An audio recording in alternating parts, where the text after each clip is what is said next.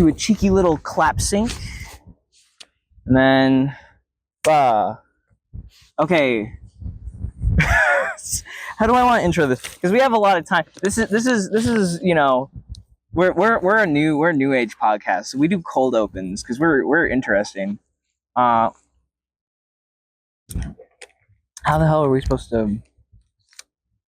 Oh, I feel like such a jag.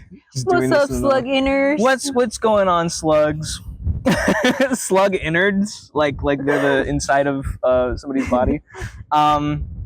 Insider slugs. Yeah, but anyways, hello. This is the pilot episode for the Slug Interview podcast. I am your host, John Molina. With me, a very good friend and part of the student body, Leslie. You want to introduce yourself in terms of like just who are you as a slug? As a slug, well, I am a current third-year student.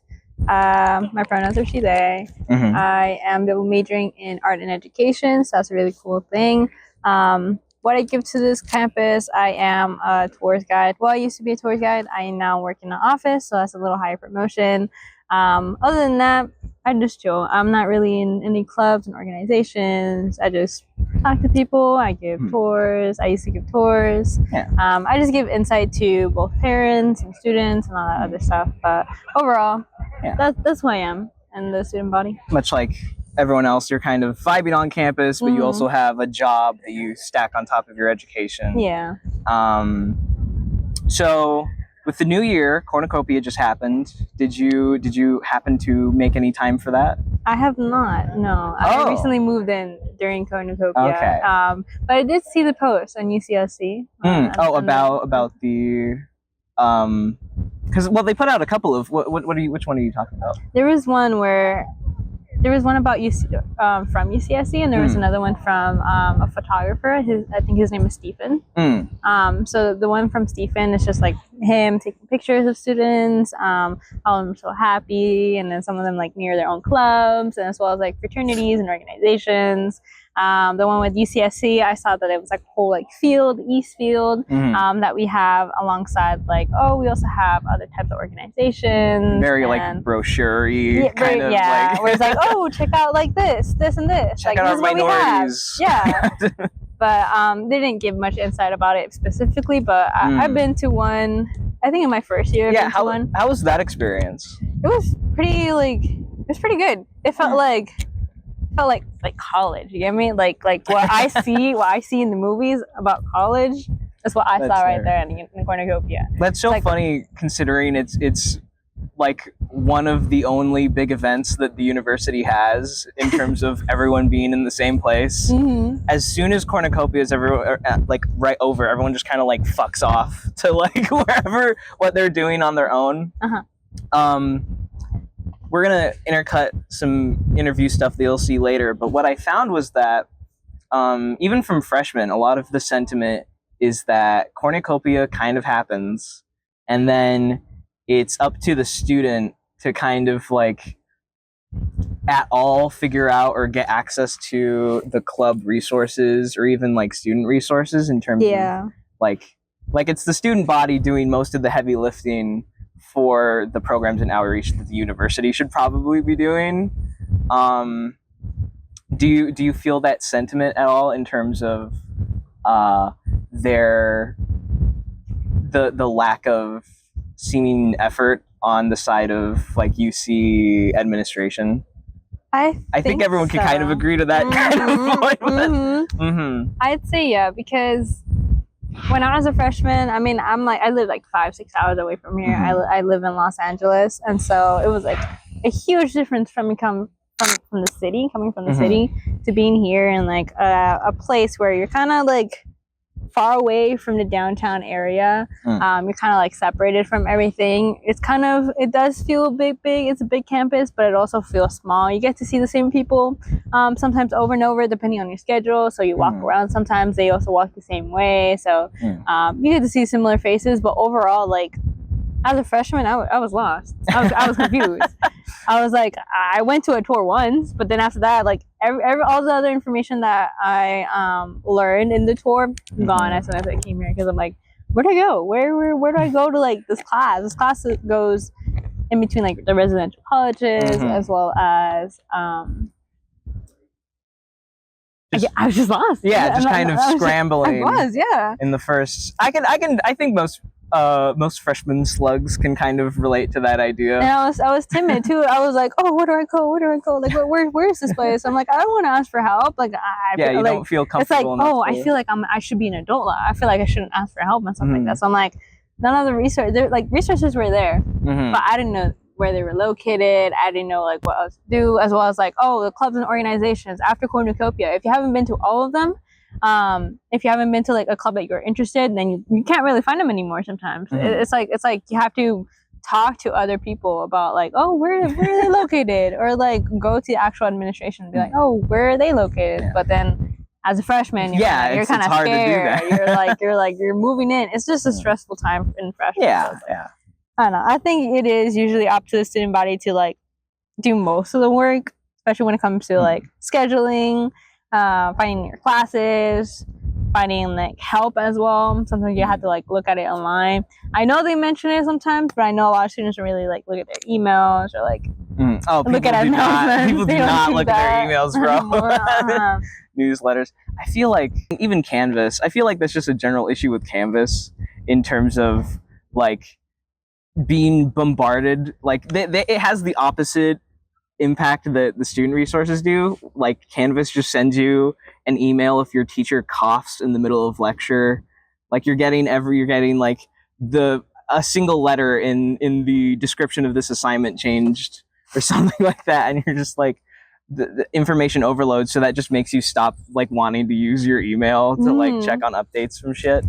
And you can like customize that, but like nobody's gonna do that. No, that's too much work. That's too much work. I already have a lot on my schedule. You have to go into the deep settings, and then like they're relying on like the technological savvy of people who are being introduced to like new systems. Again, as a freshman, you're gonna have a lot of trouble acclimating to that kind of new world, I guess. For lack of a better word. I mean, they do teach you in like orientation and stuff. I'm like, that's the orientation. Do they having that? Yeah. Do they do that? I never got a like the freshman. The freshman orientation. Like this is shit. I forgot about that. But that's kind of like, you know. It's like, it's just a basic thing though. It's like, oh, hey, this is the mechanics of And if you're on your own, you're skimming through that. Yeah. you're clicking next to any given opportunity. But then that's not the real thing. That's not like, oh, adding your classes. Where do I find my classes? Where do I start it? Even if they publish it, but it's not like there and stuff like just things like that. Yeah. So speaking of kind of being introduced to this kind of new world you're not aware of, I think there's so much introductory drama that between like students and faculty that if you are just like a slug who goes from your dining hall to your room and class and back and that's all you see, you're not going to know about a lot of like the admin bullshit in terms of, because we talked about this before the show if anyone's curious, but you know, Cynthia LaRive and the Regents are people that aren't very often discussed anywhere outside of like people's social media circles every time a big story comes out that you don't know about if you're just kind of like fucking around campus. But you know, one of the other major stories we're asking people about was the Cynthia LaRive pay raise. And we're just gonna cut to that. I think this will be a good transition. So we're gonna transition out of that, and then we're gonna come back and we're gonna talk about it. We're gonna play the audio or whatever, the video. I don't know. Yeah. The university just approved the purchasing of 2 drones, Cynthia received another pay raise. Now she makes $750,000 annually. How does that make you feel? Honestly, I feel like she's just on her girl boss mindset. Like, just let her cook, honestly. Sometimes you gotta let female empowerment like do its course, you know. These people probably deserve it, you know what I mean? It's kind of base. Like, honestly. Capitalism is a meritocracy. On God. As an anarcho-capitalist myself, I think this is a pretty base move of the university. As long as it helps feed like our dean's like salary and shit like that. She does so much for us. Like the housing situation, who cares, bro? Like I would live on the slums of Santa Cruz just to be here, just so that I could increase her salary. The realest interview we've had yet. Thank you very much. Yeah, of course. Okay, so because you didn't see the clip, but it just happened. Basically, what it's recorded now is that Cynthia's making around $750,000 annually. They said something along the lines of like it was like a percentage raise, and then an additional 28% or whatever in terms of like this is on top of the raise, but it's like a managerial kind of like logistics, bureaucracy, whatever excuse to give a raise. Any thoughts on that? as a student myself was working. I don't know. It's just I have mixed feelings about her. There has been a lot of things that she's done in the past few months, especially in the last quarter. Was it last quarter? Or like was it winter quarter or spring quarter that like that the protests were happening? I think that was last spring, because then it transitions back into winter and fall, right? Yeah. Yeah. So I wonder who they're waving at. Sorry, somebody off camera is waving at a mystery person. But it's always every piece of new information is not that far from the next damning thing that you learn about Cynthia Relief. And it's so funny because barely anyone ever sees the lady. I don't even see her. Dude, I haven't learned, like, I didn't know anything about her, and I know she's been sending us emails since as a freshman. I didn't care about her. I didn't know about her. Like, who is this person? Why is she emailing me? And then it wasn't until just recently where she's been sending us emails ever since like the protest of of like defunding for like materials.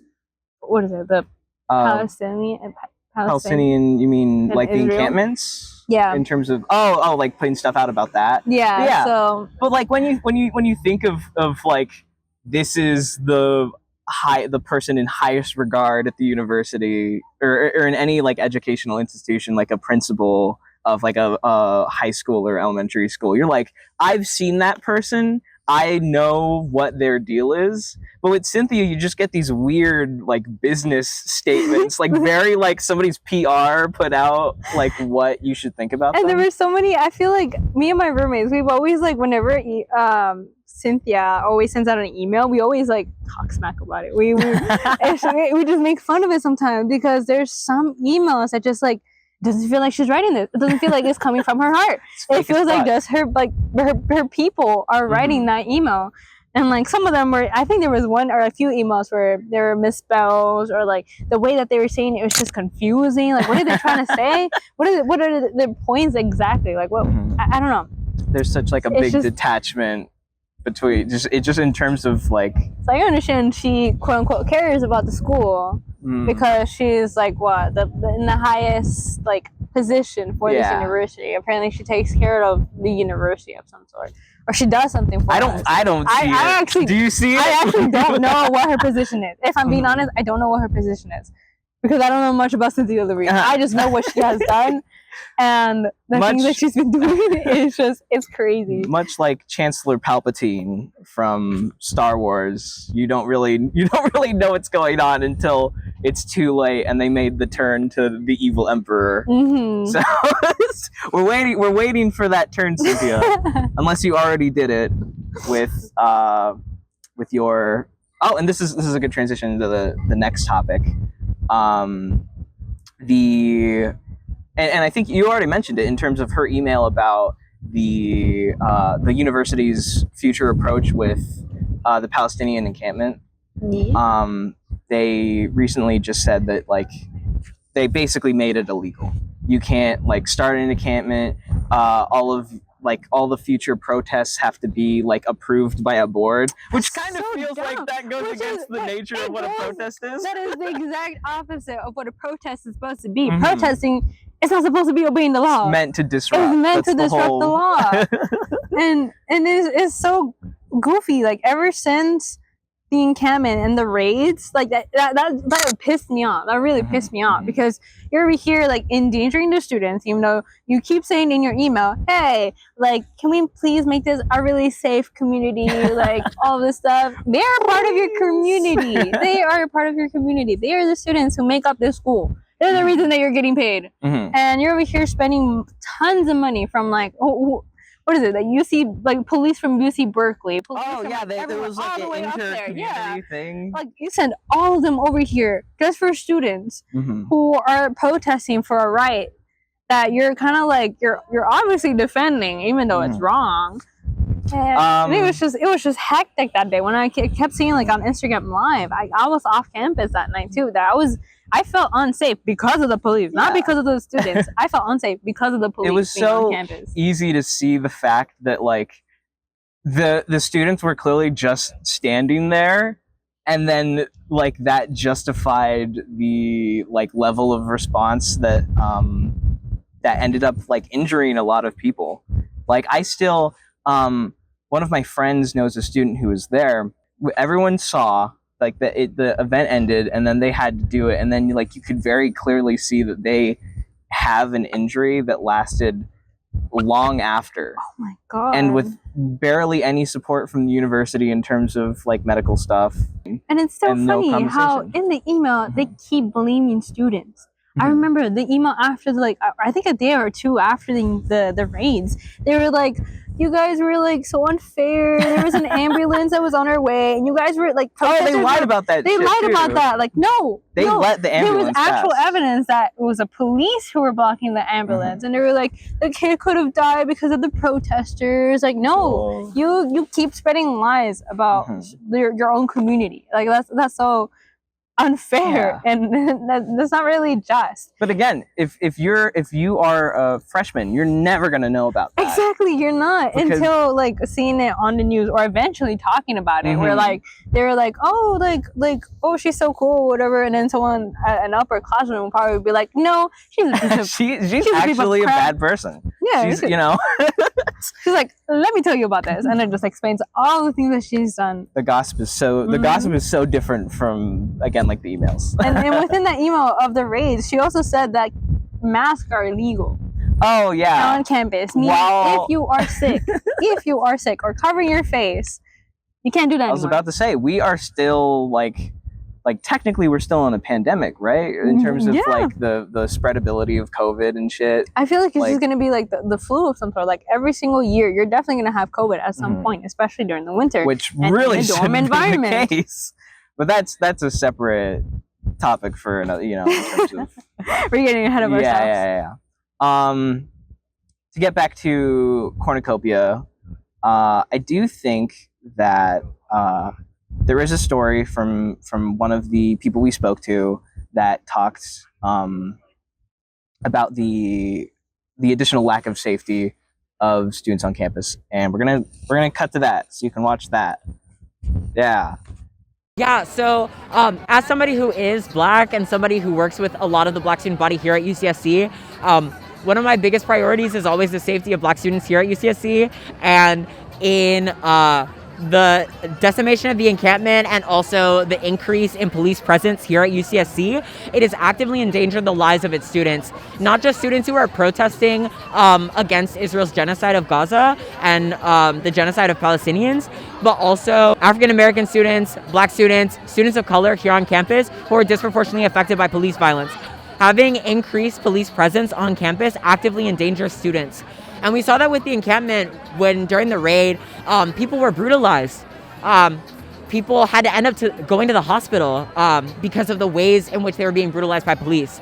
And one of the reasons why we had a form of cops off campus initially in the wake of BSU's unrelenting anti-blackness demands, and also like those waves of black student activism, was because when cops were on campus, they would harass black students, they would follow us, they would say that we didn't belong here, they would consider us suspicious, and that actively puts our lives at risk, especially when these officers are armed.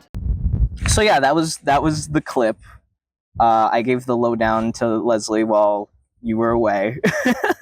But general thoughts of policing on campus? That's just, I don't know. It's a lot. It's very, like I said, mixed feelings about this, because apparently police are supposed to help us like feel safe in our community, supposed to make sure that there's no suspicious activities, but at the same time there's always a side of the police where, depending on the person, whether or not they use their power of policing, whether they make sure if they're looking at suspicious activities, they assume someone, or my bad, they assume someone that it looks suspicious because of how they are, how they act, how they walk, how they look. And personally, I've never really like called I know there's like an emergency button, there's like a blue light where you can like press it and then like a response time will get sent to the on-campus police, but I've never used that at all because I don't want to even be with the police or nearby a police. I don't think there's been like a single student that I've talked to that has openly been like, yeah, when I see a police officer on campus, I feel more safe. I feel scared every time I see them. And you always see them in the weirdest places too. Exactly. Like they're just hanging out like outside of a bus stop, or it's like what do you think we're gonna do? Like I'm holding on to my stuff. But then they're also going to assume, like, hey, what is that person doing? Yeah, why are you clutching on your stuff? Person. Exactly. Let's get that person down. What reason would you have to be scared of the fine boys in blue? The fine boys in blue. Statistically, they don't have a very high hit rate on falsely accusing minorities of of crimes. But yeah, no, just generally, not great, and especially if you're a newer student. Again, just to get back to the general theme of students coming out of Cornucopia to a place that they're not aware or comfortable with fully, that doesn't help. And not only does that not help, it actively hampers the student experience in terms of feeling watched. They just the UCs approved a purchasing of a lot of non-lethal military equipment. Basically, UCLA, they're like, I believe it might be a different university, but like assault rifles, grenade launchers, pellets of varying sizes and lethality. Why? Well, because I had no other way to put it than it was an immediate response to the Palestine encampments, and that's fucked up. But I feel like,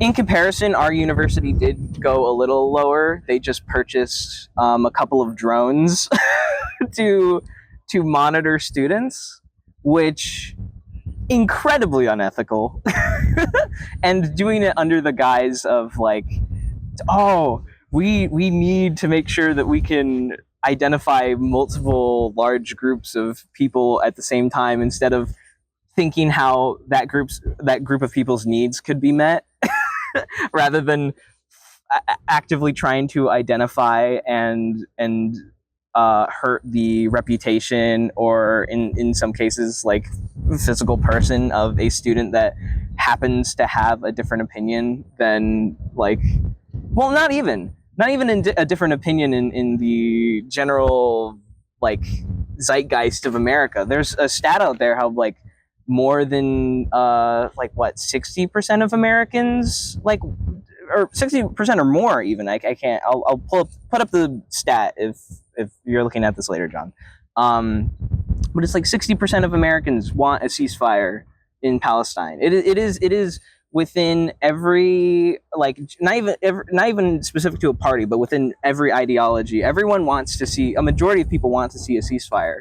So to see that, like, part of the student body and trying to find legal technicalities in order to invalidate the message is that's unethical. And the only reason they're doing it is because they have an active investment in continuing those atrocities, and nobody's going to know about it unless you talk about it, because the university is never going to say that they have investors from BlackRock, like, in terms of being a part of the funding of weapon manufacturers that build the bombs that go blow up Gaza, or are soon going to be blowing up Lebanon.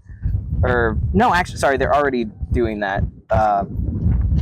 They started. It's hard to keep up with the mass genocides. Sorry to say, but I don't know. It's really messy. It's just funny how they recently also said, "Oh, we're on a budget," but then continue to put their money on funds that's not really like helpful to our community. It's like drones. Come on, like you could have used that money to at least fun dining, fun caps, fun like workers who like pay or like work here and have been for like years maybe at that point.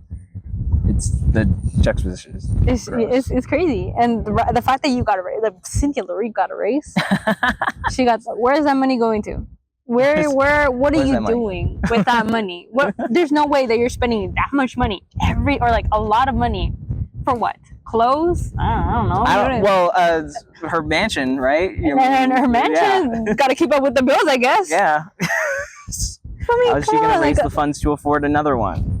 Like, she could be a little bit helpful and use some of that money into our funds or something. But we don't even know why she doesn't want to give the money, because we don't know shit about Cynthia. Exactly. She's just mysterious. She's a mysterious woman. I just say Cornucopia just fantasizes college environment. True. That's a really good point in that they advertise Cornucopia as like you were saying, like this is the college experience, but it's such a misrepresentation that immediately gets taken away as soon as the start of the school year starts. It's always a welcome week that fantasizes everything. So like they post events every single like day. Oh, like Porter College, go here. Downtown day is today, by the way. Downtown day. Oh. So they're gonna advertise and limit some of the buses so that people who want to go to downtown from campus will go over there. While they will limit the buses, that means that a lot of the students who live off campus maybe have like school, work, all that stuff. Limit their kind of transportation too. But they're funding the local economy. Who are we to stop people from? Oh wait, no, I need to get back on campus later. What time is it? Because I think I might need 2 to 4. Oh, I'm gonna need to get back on campus in that exact window later today in order to get to my class. So if you want to see anybody who's immediately affected by the weird policies that the school has over their welcome events, I might miss class, I guess. Technically, yeah. Like many of the students will probably have work today. Like even if it's the first week of of school, there's going to be a lot of people who might have work off campus already, and majority of I mean, downtown jobs are a little bit understanding, but at the same time, they also are a little bit strict. Meaning that if you arrive there late, you might get fired. All things like that. They don't really consider that as well. So that's also another thing that is kind of like the college events are kind of like hiding. Like, oh, you guys have a lot of transportation to go to downtown. There's a lack of transportation for other students who live off campus. Oh, that actually you do get to a good point in terms of a lot of I'm sure you probably know, but one of the major issues with this campus is the housing crisis and the just like lack of care they have towards returning students, especially in terms of finding housing. I think like a majority of anyone, like a junior or above that I know, like doesn't have university housing. They always have to go off campus to the weird like fishy websites where like some shit doesn't like nothing looks not sketchy. Yeah, basically. Apartments.com, that kind of stuff. No, but you know what's crazy? I think now it's not just going to be juniors and seniors. It's going to be sophomores too. Oh yeah, they're going to be houseless because they're on the 1 year housing guarantee, and they recently just changed that too. I found that out recently too. And I'm like, there's no way. I thought it was going to be 2 year housing guarantee. There is no way. This also affects the EOP students, and I'm an EOP student, so that kind of like also fucks us over. I'm like, there's no way that for EOP students, we also don't get housing for the 3rd year. 3 years guarantee, we don't have that anymore. So it's basically everyone. I understand that you want to create equality, but you got to keep equity in mind. There you go. Like, guys, yeah. Meet people at their situation. Exactly. And the 2 year housing guarantee was a really good opportunity, even if there wasn't a lot of housing recently. But even then, that still gives people 2 years at least to help them get ready to live off campus. Like freshman year, I was never ready. I was still scared of living in a dorm. And that's a really good transition from being in a high school environment to a college environment, and then from there being into an on-campus apartment in my 2nd year. That's a really good transition to being living in an apartment. That time's important. Exactly. And living with people that you just trying to see who you like living with. How are their hobbies? Which are the pet peeves that you don't like that you want to discuss with maybe like future residents, future friends. And within my 3rd year, I live in an off-campus housing, and I feel like that 2nd year kind of like gave me a little bit of like how is it? It helped me. It you had time to form an opinion on what you are okay. And drama happened in my 2nd year, living in an on-campus apartment, and I feel like because of that, I also had experience knowing what I like and don't like when it comes to living in an apartment. And I'm like, with the freshmen, by the time you get to your 1st year, by the time you get to your 2nd year, actually, you're fucked. You might automatically live off campus. Maybe you feel like you're ready, but no. There's some people who don't even have the opportunity to be able to be allowed to work jobs, especially like based on religion, based on ethnicity, race, all that other stuff, as well as also lack of opportunity. Just housing in general. It's just housing. There's just so many things sucked up when it comes to the housing crisis, and the UC continues to overaccept students when they don't even have enough housing. Again, the group of people that aren't going to, again, they go to Cornucopia, hope in their hearts, and then they don't know what they're getting into. They don't know what they expect. And one of the funniest things I like seeing in the comments is every time on a UCSC post, there's always at least like 4 to 5 like people who graduated. They're like, don't come here. Like me as an alumni, I never got housing. You're fucked. Or like, let's talk about the housing crisis actually, and they like always put that in the comments. I feel like they do. I don't think the profile, they never delete those comments, right? They don't. I think whoever the social media intern is for UCSC, you know, we've got an inside fighter. You know what I mean? We've got a mole on the inside. I'd hope, you know, keep those comments up.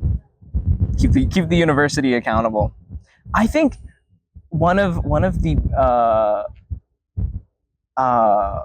biggest like struggles that I think, and I think we'll talk about this will definitely be a topic for a future episode, but just how intimidating of a thing it is to even approach the issue of keeping the university accountable, in terms of like, there are so many changes that so many people feel at the same time that like, how do you even approach the concept of like collectively organizing to you know, go against issues? I know a lot of people in student organizing committees that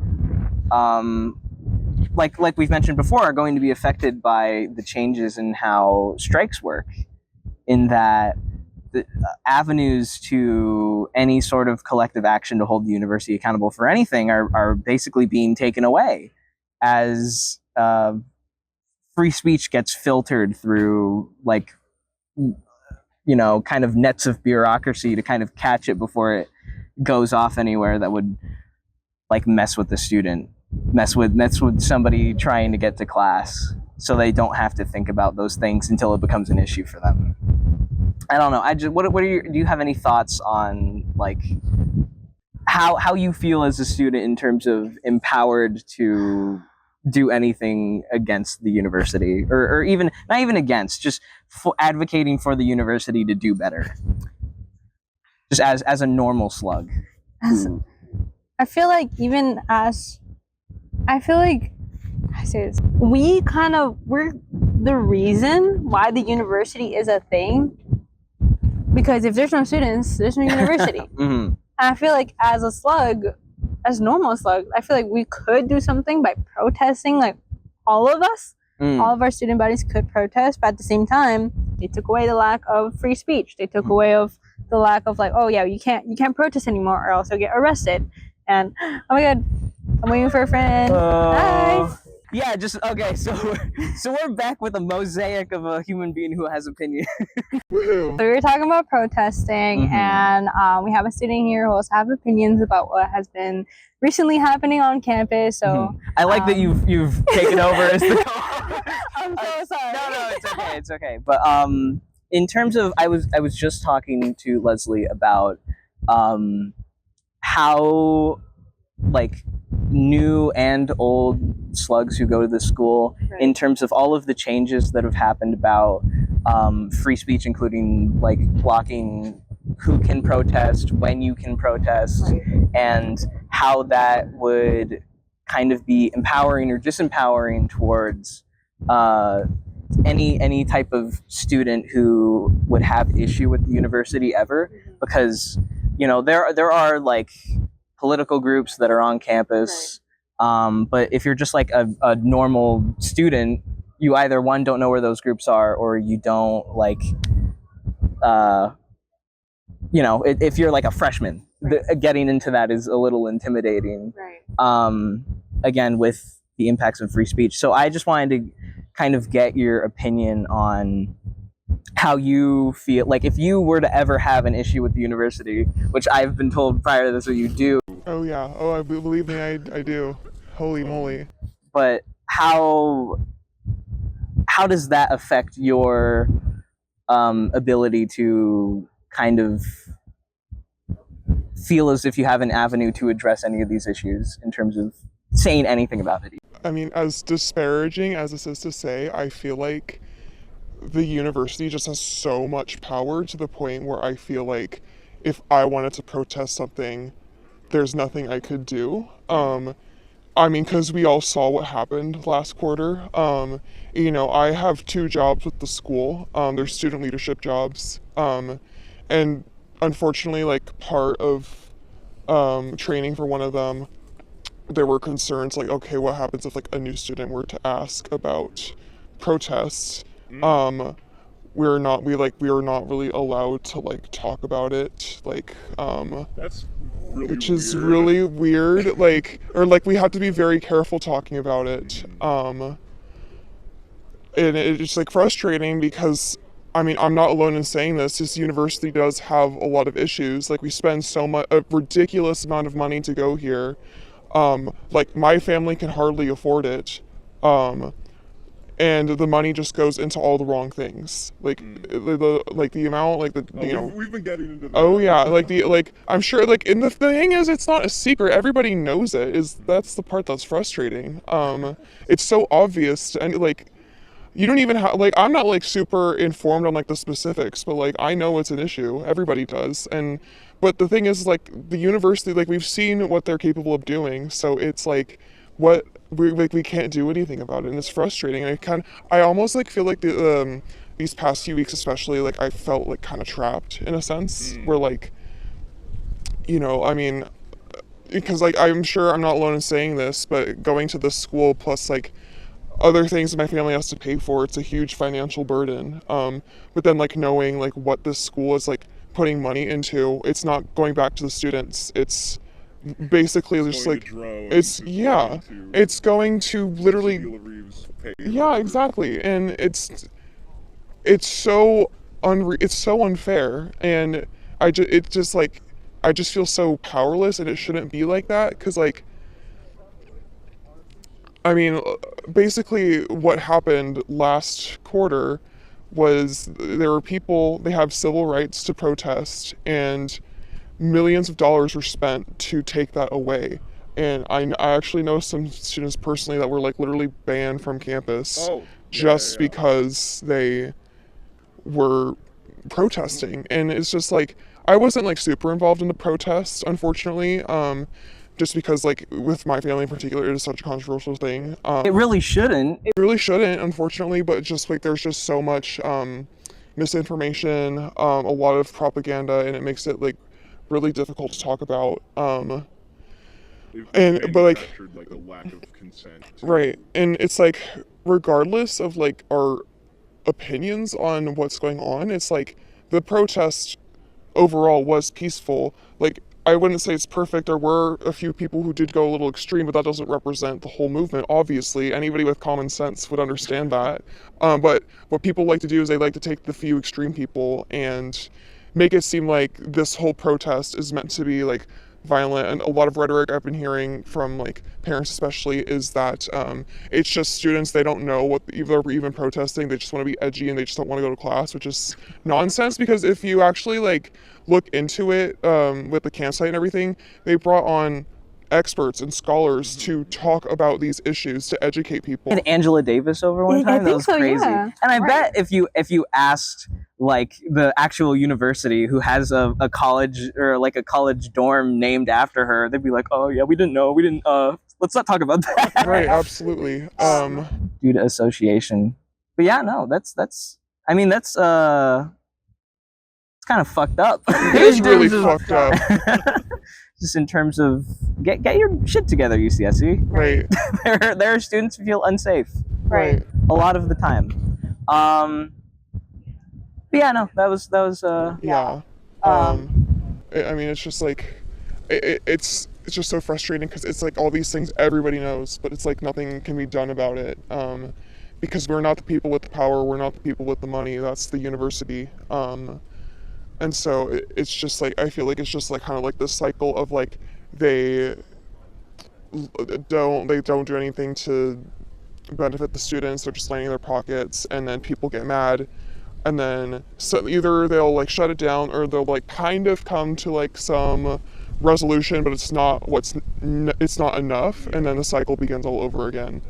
But like what we saw in like the past year has been like probably, I think, regarding like some of the most extreme issues and measures the university has taken, and it's upsetting. Hopefully it doesn't get worse. I can only hope. I mean, I think the only thing is like, even though there is all this fear, people who like are involved in these protests, like they're still standing strong. They're still talking about getting back together and organizing. They're still talking about these issues, and that's as scary as it is. As much as we know like the university will retaliate, like it's the only thing we can do. That's really the only solution, is we keep going until justice is served and the right thing is done. Damn. Well, with that, Wow. yeah, thank you for your Of course, time. thank you. I'm glad that you guys are doing this. It's really appreciated. Glad that I'm doing Yeah. this. But what do you call it? As a part of the gimmick of this show, you get $1. Oh my gosh, no way. Yeah. I'm gonna buy everything's so expensive these days, so I don't know when I'm gonna freaking. I mean, I would say like I could buy like a coffee with this, but coffee here is like $5. So gotta find $4 more. maybe a cup of something. Maybe just like a little bit, like a fifth of a cup. Like a- of coffee. You know? But, That's community support. right. That- Thank you. I appreciate it though. It's better than nothing. Yeah. Yeah. Thank you for coming on. Yeah, of course. Thank you. There's a Um, leaf falling on my head, so. Take that, and then because I know you guys are friends, so the circumstances of like, do you stay is we'll do this. Are you planning on going to the Ren Fair? Yeah, all of us are going. Okay, So I can also Ren fly Fair. people. I have room for 4 people in my car, so just hit me up. I need to find an outfit, so y'all should come with me. yes. All right. Well, I got to skedaddle, but All right, we'll see thank what you you. guys do. Yeah, thanks for coming on. Of course. Bye, y'all. Bye. What is this about a Ren Fair I'm hearing? Is I didn't know. We're almost done. I think we should wrap up, but I'm gonna learn more about this Ren Fair. And hopefully that will be something. I don't know. But yeah, thank you for being an amazing first guest. I'm very happy that we kind of had that kind of spur of the moment, last minute guest. That was kind of, that was just a special guest kind of thing. yeah, no. Yeah, I was gonna, any closing thoughts in terms of, we kind of went over everything already, so. Yeah, I just don't like this university. It has a lot of places to go. I mean, yeah, they give us plenty of opportunity. Yeah, we need to go to university to at least survive after college, but A lot of stuff up to that point. it's just, yeah, back to back to back. Thank you again, Leslie. We're gonna actually cut to one of the interviews that we had that kind of shares a similar point. So with that, that's the end of the first episode of Slug INN. I'll see you next time. I don't know whether or not Leslie will be here, but we'll have more guests, more events, more questions coming up. So we'll end it on that clip. So in terms of improvement, if you were to give anything, that it would probably be related to the university's relationship with the regents and upper management?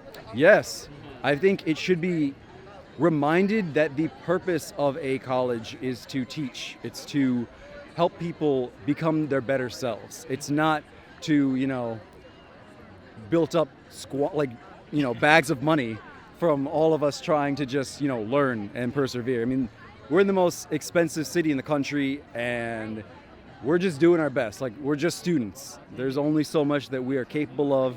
And unless their actual goal is to put us in infinite debt, I mean, I would want to believe that they would want to try to project, I don't know, something more for the students. Give us more housing, better places for parking, just make the school itself more accessible. It's not too much to ask, I don't think.